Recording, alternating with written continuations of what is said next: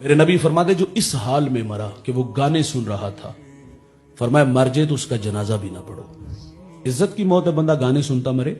او بھائی جیو شان سے مرو ایمان سے، یہ کوئی موت ہے یار کہ بندہ گانے سنتا مرے؟ میرے نبی فرماتے دو آوازیں قابل لعنت آوازیں ہیں، ایک فرمایا خوشی کے وقت گانا اور دوسرا فرمایا غم کے وقت بین کی آواز۔ یہ دنیا اور آخرت میں قابل لعنت آوازیں ہیں۔ میرے نبی نے فرمایا میری امت پہ ایک ایسا زمانہ آئے گا، لوگ ریشم زنا اور گانے بجانے کے آلات کو حلال قرار دیں گے، لوگ شرابیں پیئیں گے، نام بدل دیں گے، تو پھر کیا ہوگا؟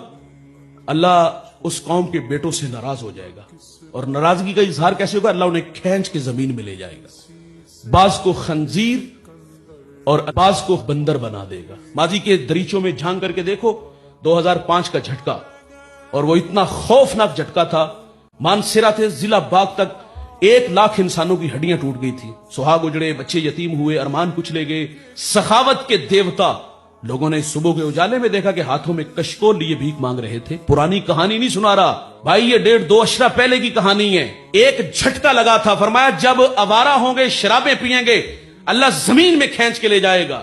اچھا جب یہ جھٹکا لگا تھا تو خیال تھا کہ اب پیشانیوں میں سجدے ہوں گے، کانوں میں قرآن کے نغمے ہوں گے، لبوں پر سونے محمد کے ترانے ہوں گے، خیال تھا مسجدیں اب کھچا کھچ بھری ہوں گی۔ لیکن ستم کیا تھا، جب مسجد میں آئے ظہر کے وقت تو مسجد میں وہی 2, 2.5, 3 صفحے تھی۔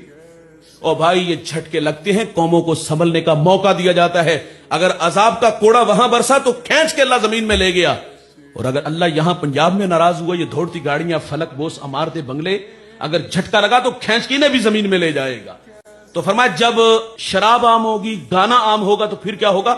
اللہ زمین میں کھینچ کے لے جائے گا، بعض کو خنزیر، بعض کو بندر بنا دے گا۔ انسان ظاہری طور پہ خنزیر بندر نہیں بنے گا، لیکن خنزیر اور بندر کی جو صفات ہیں وہ انسان میں آ جائیں گی۔ روحوں کی غذا میرے بھائی موسیقی نہیں ہے، روحوں کی غذا موسیقی نہیں دوست، روحوں کی غذا ہے تو وہ اللہ کا قرآن ہے یار، جسے کافر لوگ بھی چھپ چھپ کے سنا کرتے تھے۔